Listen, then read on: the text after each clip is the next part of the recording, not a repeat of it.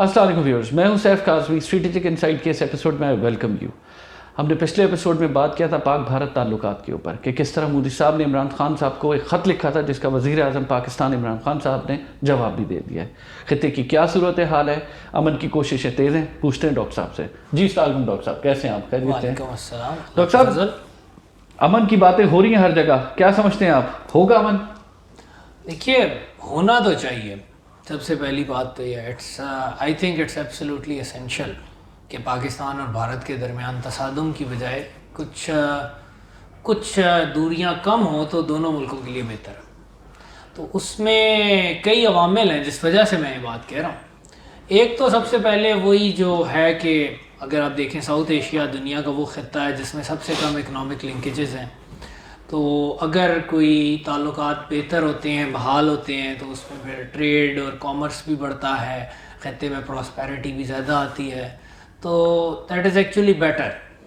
لیکن ایک اور چیز جو ذہن میں آتی ہے وہ ہے جو کہ ایک امریکن انٹرنیشنل افیئر اسپیشلسٹ ہیں گریہم ایلیسن، پروفیسر گریہم ایلیسن نے کانسیپٹ دیا تھا تھیوسیڈائیڈیز ٹریپ کا۔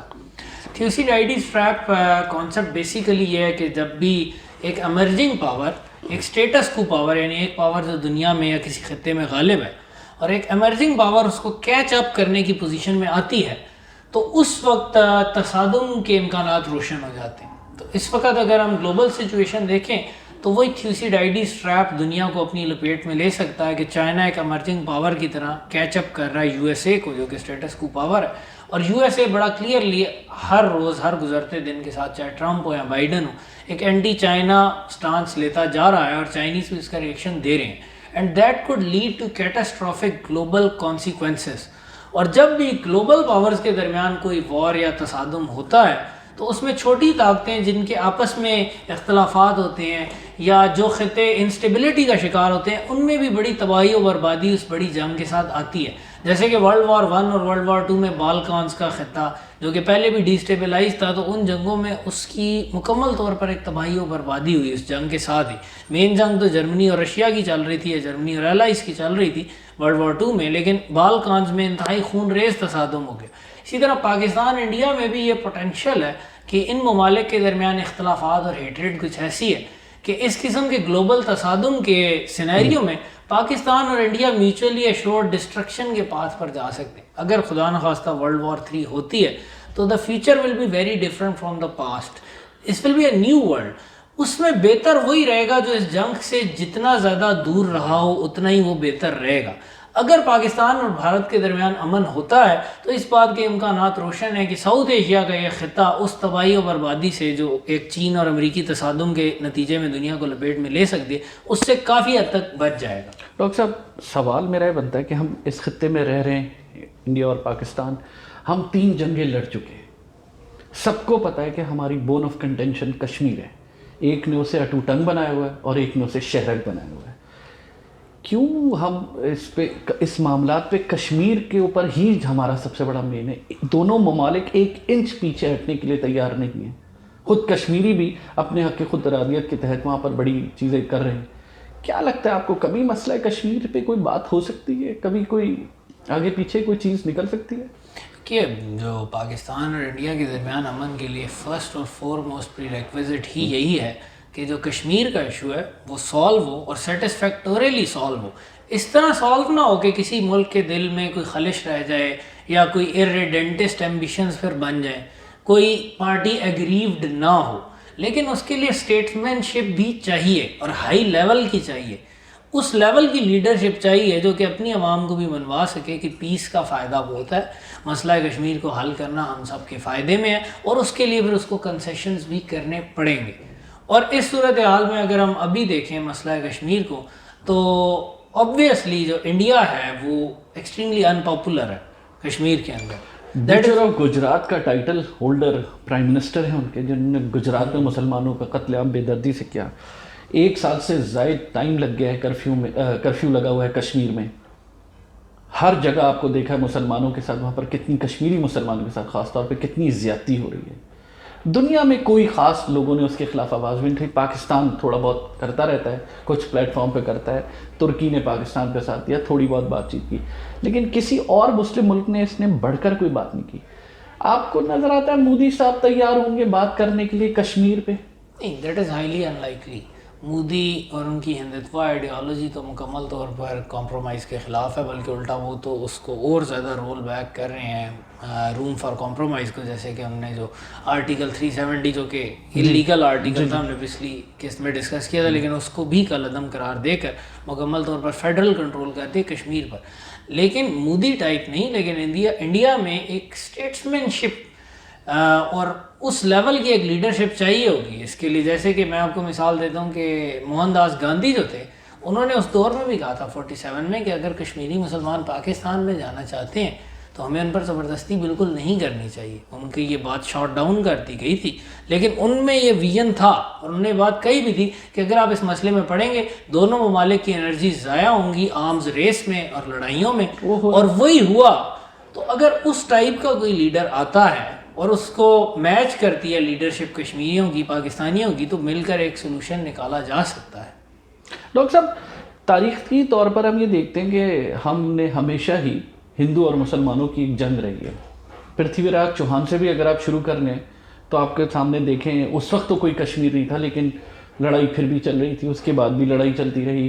ابراہیم لودھی والا واقعہ بھی آپ کو پتہ ہے, رانا سانگا والا واقعہ پتہ ہے. تو یہ تو کچھ جنگ چلتی رہتی ہے اس ریجن میں. یہ کشمیر ہی ایشو ہے یا کچھ آپس میں دلوں میں بھی نفرتیں موجود ہیں؟ کہ ہسٹری کا بیگیج ہے, بالکل ہے, لیکن یہ کوئی ایسی بات بھی نہیں ہے جس کو اسکیپ نہ کیا جا سکے. ہر دور کے اپنے چیلنجز ہوتے ہیں. جس طرح کئی ادوار مسلمانوں اور ہندوؤں کی جنگ کے رہے ہیں بر صغیر میں, اسی طرح کئی ادوار ایسے بھی رہے ہیں جب کہ امن قائم رہا. اور ابھی جو سچویشن ہے, ایز آئی سیڈ, کہ اب دنیا میں ایسے ایسے ویپنز تیار ہو گئے ہیں, ایسی ایسی چیزیں تیار ہو گئی ہیں کہ ایک بڑی جنگ بہت زیادہ کیٹاسٹرافک کانسیکوینسز پیدا کر سکتی ہے انسانی ریس کے لیے اور تمام قوموں کے لیے. تو اس صورتحال میں کشمیر کا ایشو ایک بلیڈنگ سور ہے. پاکستان اور انڈیا کی ریسنٹ ہسٹری میں وہ گتھا ہوا ہے, اور اس کے علاوہ وہ بہت زیادہ اس کے ساتھ پاکستان اور انڈیا کے نیشنلسٹک قسم کی ریٹریک بھی جڑ گئی ہے. جو پرانی ہسٹری ہے وہ بالکل صحیح لوگوں کے ذہنوں میں زندہ ہے. بی جے پی والے بہت اٹھاتے بھی ہیں مسلمانوں کو, اس دور کی ہسٹری کو سامنے لا کر یہ ثابت کرنے کی کوشش کرتے ہیں کہ جی بڑے ظالم لوگ ہیں, یہ ہیں وہ ہیں. لیکن اگر کشمیر کا مسئلہ حل ہو جائے, جس کے لیے بہت زیادہ گڈ ول چاہیے ہوگی, تو پھر وہ ایک انوائرمنٹ بھی ایسی جنریٹ کرے گا. وہ ہوا میں تو حل ہوگا نہیں. اگر ایسی لیڈرشپ آتی ہے تو وہ پھر پریمس ہی ڈیفرنٹ لے کر آئے گی. تو پھر وہ جو پریمس لائے گی, اگر وہ امن کا پریمس لاتی ہے اور اتنا زیادہ وہ پاپولر سپورٹ جنریٹ کرتی ہے کہ کشمیر کا یہ بلیڈنگ سور بھی ہیل ہو جاتا ہے, تو اس کے بعد یہ پھر چھوٹا مسئلہ ہوگا کہ ہم ہسٹری کو, جو ایکریمونیس ہسٹری ہے, اس کو تھوڑا سا سائڈ پر رکھیں اور آگے فیوچر کی طرف دیکھ کر تھوڑا کوآپریشن کی بات کریں, امن کی بات کریں کہ دونوں ملک, دونوں ممالک کی عوام کا اسی میں فائدہ ہے. اور یہی بات گاندھی صاحب نے بھی کہی تھی, قائد اعظم نے بھی کہی تھی کہ بہتر یہی ہے کہ ان ایکریمنیز کو اس وقت سائڈ پہ رکھ کر ماڈرن دنیا میں فیوچرسٹک ہو کر کوآپریشن کے ذریعے آگے بڑھا جائے دونوں ممالک آپس میں. ڈاکٹر صاحب, کشمیر کے حل پہ کیا چیز آپ کو نظر آتی ہے؟ کیا امن اور خیر سگالی چلے گی یا مزید لڑائیاں چلیں گی؟ کیا حل نظر آتا ہے آپ کو کشمیر کا؟ دیکھیے, کشمیر کے مسئلے کا جو پائیدار حل ہے وہ وہی ہو سکتا ہے جو تینوں پارٹیز کو قابل قبول ہو. ایک تو پاکستان اور انڈیا کے اسٹیٹس کو اور کشمیری لوگوں کو. اس میں جو میرا ایک ذہن میں آئیڈیا تھا وہ یہ تھا کہ دیکھیے, کشمیر کے مسئلے کئی حل پروپوز ہوئے ہیں. انڈیا والے اس چیز کو پروپوز ان آفیشیلی کرتے رہے ہیں کہ اسٹیٹس کو ہی فریز کر دیا جائے, بس جو آپ کے پاس ہے وہ آپ رکھیں اور بس ٹھیک ہے. That is of course not acceptable neither to the people of the Indian occupied Kashmir nor to Pakistan for obvious reasons. کشمیریوں کو بھی وہ قابل قبول نہیں, obviously نہیں ہے سارا, they don't want Indian domination. اس کے بعد پاکستان کہتا ہے کہ یو این کے تحت رائے شماری ہونی چاہیے, لیکن انڈیا کا ہمیشہ اس پر سخت ریئیکشن ہے, اور نیشنز کی اپنی ایک ایگو ہوتی ہے, اور یہ وہ پوائنٹ ہے جس پر India as a nation state شاید کبھی بھی راضی نہ ہو. تو اس میں جو کمپرومائز سولوشن ذہن میں آتا ہے وہ ایگزیکٹلی ہے کہ اگر انڈیا کشمیر کا کوئی بھی علاقہ چھوڑتا ہے تو ان کی وہ ڈیموکریٹک ملک ہے, ان کو ایک پبلک بیک لیش آتا ہے کہ آپ نے علاقہ چھوڑ دیا جو آپ کا تھا. تو اس میں یہ ہے کہ کمپنسیٹری, لیکن اگر انڈیا اور پاکستان دونوں کچھ ریجن چھوڑتے ہیں تو اس میں پھر اس انڈین پولیٹیشین کے پاس بھی یہ لیوریج ہوتا ہے کہ وہ اپنی عوام کو بتائے کہ ہم نے چھوڑا, انہوں نے بھی چھوڑا, دیا کشمیریوں کا. اگر آپ کشمیر کی جیوگرافی دیکھیں تو اس میں کچھ ڈسٹنکٹ ریجنز ہیں. گلگت کا ریجن ایک بالکل ڈسٹنکٹ ریجن ہے اور وہ بڑا clearly wants to join Pakistan. Ladakh کا ریجن جو ہے اس میں 2 ڈسٹرکٹس ہیں، کارگل اور لیہ. اور لیہ کا جو ڈسٹرکٹ ہے اس میں لداخ کا میجر ایریا آتا ہے اور لیہ کے ڈسٹرکٹ میں بدھسٹ اور ہندو اکثریت ہے اور وہ بڑا clearly they want to remain part of India. اور تو آپ یہ کر سکتے ہیں کہ اچھا ٹھیک ہے جی Gilgit Baltistan by their own, بے شک آپ اس میں پلیبیسائٹ کروا لیں گلگت میں کہ جی پاکستان میں شامل ہونا چاہتے ہیں یا انڈیا میں شامل ہونا چاہتے ہیں. اسی طرح لیہ کو انڈیا میں شامل کر دیا جائے. ایک ڈویژن ہو گئی، نہ انڈیا نے کوئی علاقہ چھوڑا نہ پاکستان نے چھوڑا. کشمیر کی وادی کی طرف آئیں تو اس میں پاکستان میں جو ڈسٹرکٹس ہیں، نیلم ویلی ہے، مظفر آباد کا ریجن ہے، ہٹیاں کا ریجن ہے. انڈیا میں سری نگر، بارہ بانڈی پورہ کے علاقے ہیں. اس علاقے میں آلموسٹ کوئی 70 لاکھ کی 80 لاکھ کی آبادی ہے جو کہ آلموسٹ ساری کی ساری مسلمان ہیں. یہ وہ علاقہ ہے جو کشمیر کا سب سے زیادہ بیسک انٹیگرل مین پارٹ ہے. آپ اس کو پاکستان اور انڈیا میوچل ایگریمنٹ سے اس کو ڈی ملٹرائز کر کے ان کو مکمل internal autonomy almost as an independent state آپ وہاں سے سٹارٹ کرتے ہیں. ایک کانفیڈنس بلڈ کرتے ہیں، کشمیری بھی اپنے معاملات خود رن کریں گے، دے ول بی ہیپی. انڈیا علاقہ چھوڑ رہا ہے، پاکستان بھی کچھ علاقہ چھوڑ رہا ہے، دونوں کچھ علاقہ چھوڑ کر ایک برج آف پیس کریٹ کرتے ہیں ویلی آف کشمیر میں. اور آف کورس جو ہے وہ انڈین اٹراسٹیز اس میں بند ہو جائیں گے. اور پاکستان میں تو عمران خان صاحب پہلے ہی کہہ چکے ہیں کہ ہم تو کشمیریوں کو یہ آپشن دیں گے آزادی کا، تو آپ اس طرف موو کر سکتے ہیں. Now the only question that remains is of Jammu. Jammu کا ریجن اس لحاظ سے کہ اس میں بڑا سخت مسلمانوں میں پرو پاکستان سینٹیمنٹ پایا جاتا ہے اور بڑا سخت پرو انڈین سینٹیمنٹ پایا جاتا ہے ہندوؤں میں. اور جو پاکستان میں جموں کا علاقہ ہے وہ آلموسٹ 100% مسلم ہے. اس میں میر پور، پونچھ ڈسٹرکٹ اور بھمبر وغیرہ کے علاقے آتے ہیں. اور انڈیا میں جو ہے وہ 30 to 35% مسلم آبادی ہے اور 65% آلموسٹ ہندو آبادی ہے. اور اس میں ایک جو ہندو ہیں وہ پرو انڈین ہے، جو مسلم ہیں they also speak most of them a lot of them speak اور Punjabi origin languages they as well. تو جموں ہمیشہ سے کشمیر کی وادی سے تھوڑا ڈسٹنکٹ رہا ہے کلچرلی بھی. تو اس میں جو سلوشن ذہن میں آتا ہے وہ یہ ہے کہ اس میں آپ یہ کرتے ہیں کہ جو 4 ڈسٹرکٹ ہیں جن میں سے دریائے چناب گزرتا ہے جو کہ ڈوڈا، رامبن، کشتواڑ اور ریاسی کے ڈسٹرکٹس ہیں، اور وہ آلموسٹ دریائے چناب ہی ہندو اور مسلمان اکثریت کے، یہ چاروں ڈسٹرکٹ جو ہیں آلموسٹ 50-50 پاپولیشن کے مسلمز اور ہندوز میں.